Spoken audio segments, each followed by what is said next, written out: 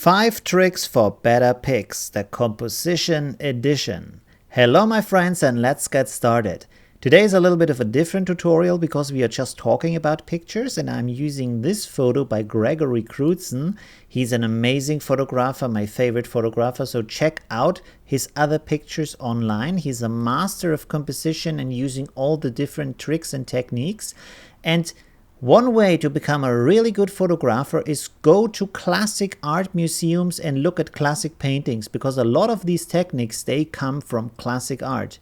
The first thing that you want to do, and it is super easy, you can do it every day in your everyday life, use a sturdy carton and just cut out a hole in the middle with the dimensions of 16:9. You can use an old milk carton for that, for example. The reason why it should be 16:9 is because this is the favorite screen ratio today. So if you want to have a full screen composition, this is the way to go. And with your carton, wherever you are, if you're in the train to the way to work, or if you are on a little walk or have a work break or something, just pull out the carton and look at the landscape and see if you find interesting spots in the picture that would make a good photo. So this you can do without your expensive camera, without the hassle of heavy equipment that you have to carry around. Just look at the picture, just look through the hole and see if there is interesting things that you can see and that would work as a photograph, and this will train your eye to become really a master photographer. So this is an important technique. Of course, you need to know what you are looking at, and this is why we will look at this picture by Gregory Crutzen. I took a screenshot so we can draw a little bit onto the picture, and the first and easiest technique to use in a composition is, of course, to use the elements in the photo. And one of the easiest parts to do that is to create frames and single out elements to tell a story in your picture. There's a lot of frames going on in this picture, so we will talk about some of them. For example, you have this beam here that is separating the room, and this is an artistic decision. The reason why you know this is an artistic decision is you can see there's a lot of stuff going on here on the ground in this part of the picture, but back here suddenly the floor is completely clean, there's nothing there. So you can know that this is an artistic decision to separate the guy sitting in his chair from the rest of the house. Then there's another frame going on over here. I'm using the wrong tool. Let's use the straight line tool. There we go. And there is even a change in the pattern of the floor that separates the kitchen from the room up here. So there's another frame, and you can even see that the light situation is changing from a warmer light to a colder light over here. And there's another very sneaky frame in here. If you look at these holes in the door and you see that this door here is a little bit open, the reason for that is because you get the light on the door here. And this is creating another frame around the guy. Just from the elements in the picture, you can see here you have a line, there you have a line, which is also connecting with the table legs. So you can see that this is the guy sitting in a huge triangle, which is also a classic element of Christian symbolic in painting, which is also used outside of religious paintings a lot. And of course, this is the Trinity, very basic element of Christian mythology or Christian religion, basically. So this is a very famous way. But like I said, setting up these frames, and this is really easy. For example, you can place a person inside of a door frame or a window frame or in front of a wall that is lighter compared to the rest of the maybe landscape or cityscape that's going on in the background, or maybe there's a light. For example, you have here also a light frame that's going on here. So the next part we're going to talk about is light and contrast in a picture. So setting up these frames enables you to tell an amazing and interesting story inside of your photography, just by selecting where you stand, which angle you take to take the picture. Then again, like I said, we're going to take about light and contrast. So you can see we have different light situations here. There's an artificial light, kind of a divine light coming from the roof or the upper part of the room down onto the sky, even making a circle around him. You can see there's a lighter circle around this guy. So this guy is sitting in a big light cone of bluish kind of light. So it's a pretty cold situation, but it's also highlighting the guy. And you can see that the contrast, if you compare the contrast of this guy and the background with the contrast that is going over here, that is happening over here, and the contrast that is happening back here, you have three different kinds of contrast and light situations. And with what this tells us is, here you have a warm and cozy light, you have soft pillows and a warm blanket, so you feel really nice, you want to sit in this corner. Then you have this guy. The background is very low contrast. The light color is cold. The guy looks like he's made from candle wax. It's all very kind of a near-death situation, basically. And back here you have kind of a warm light, but it's not high contrast. So you can see that the life of this person back there is better than the life of the guy sitting in the front, but it's also not perfect. So probably she would like to be out of the situation. She would like to be free of the situation. It feels very kind of, how can I say, unhappy, a bit chilled, also because of the frames that are going on. She's pressed into this kind of situation back here. So you can see just from the lights and the contrasts that are going on, there's a lot of story in this picture. And of course, with light and contrast comes color. And you can see here color is also playing a very important role.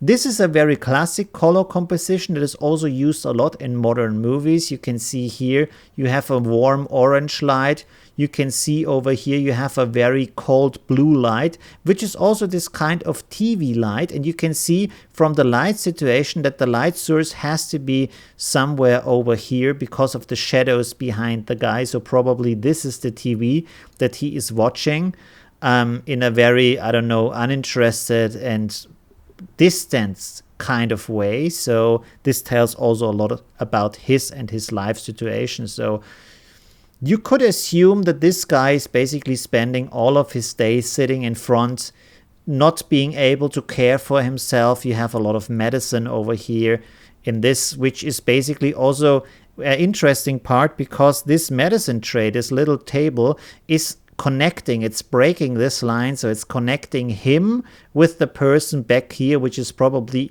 right now preparing his food or washing some dishes, I don't know, but doing household stuff and caring for this person. So there's a lot of very strong relation going on between these two people. So you can see just by the composition, by putting elements in the right places or finding the right camera angle, you can do a lot in your picture. And also by selecting light, or of course a lot of this stuff can be done later on in your photo software to create this composition, to create the contrasts and the lights and the light colors, all these things. In a way, an easy way to do this, to train your eye, is by going to classic art museums, look at these paintings and see what they have done with all these kind of things. And Gregory Crutzen, of course, did this. He's a master of analyzing classic art and using it for his photography. So you will find a lot of parallels between his photos and classic paintings. Then the fifth and last trick that I want to show to you is a classic art trick that you learn at art school as a student. If you have your picture, now I'm in Affinity Photo because I need to apply something to this picture. If you have your picture, what you want to do is set it to black and white, and you will do this by just reducing saturation. So don't make it an elaborate black and white, just remove all of the color, desaturate the picture, so to speak. So saturation, desaturate means taking out the saturation. So it's like this. And then you go over here and apply a little bit of Gaussian blur. I'm on the wrong layer, sorry. You have to go to the picture layer, apply a little bit of Gaussian blur. You see, like this. Make sure you click preserve alpha so you have not these white lines on the outside of the picture. And what this will tell you about your picture is if you have a good composition of light, of contrast, of elements in the picture. And you can see in this picture, even though now it's black and white, and even though it's unsharp, you can still read the picture. And this is the important term, readability. This is about readability. So you can still see what is going on. The guy you can see is very different from the rest of the stuff that is surrounding him. The frame back here is, can you see my mouse? I'm not sure. Let's give me a brush, a little bit smaller. There you go. You can still see that there is a frame going on back here. Wow, this brush is a bit too big, I'm sorry. But basically you can see that this is a lighter situation back here, which is very different from the rest of the room. You can really see the elements that is making up this kind of guy, which is probably also the reason why he has such a strong shadow around his feet. So the readability down here for his feet is really high, which it wouldn't be otherwise. So this is a very important situation. And you can still see this light cone that is kind of shining down on him. So even this is working in the picture. So making your picture desaturated, so black and white, and making it a little bit unsharp is a very important technique to check out if your picture does work or doesn't work. Because if you just look at the picture in the full way as it is, you can't see this as well. Of course, another trick would be to turn the picture upside down, which gives you more of an idea of composition. Let's do this real quick. Rotate clockwise and clockwise again. There you go. This also gives you a nice way to see things in the picture and to understand your picture better. So these are kind of, an additional technique to analyze the readability of your picture. By the way, right now you can see a really interesting and important part of the picture composition. And this is that you can see that in this part of the picture, there is very little going on. You can see here, not much going on. In this part of the picture is a lot going on. So this is also kind of separating spaces in your picture, to have spaces where a lot is going on and to have spaces where not too much is going on. Okay, so this was the 5 tricks for better pics composition edition for today. I think I covered a lot of different things, and thank you for watching. If you want to support my channel, by the way, you can do so by going to Patreon. Let's see, Patreon, where you can support me. You get a lot of additional stuff. You get my files with all the layers. You get additional files from me. You can contact me directly. We can chat with each other. So this is a very easy and nice way to connect and learn more. Right now I have an early supporter program, which is just $1 per month. So really a very low cost. And yeah, this will help me a lot if you do that. And even if you don't that, I'm really happy that you watched my video. Maybe leave a like, maybe support and follow me on my channel, and see you in the next episode. Thank you. Bye.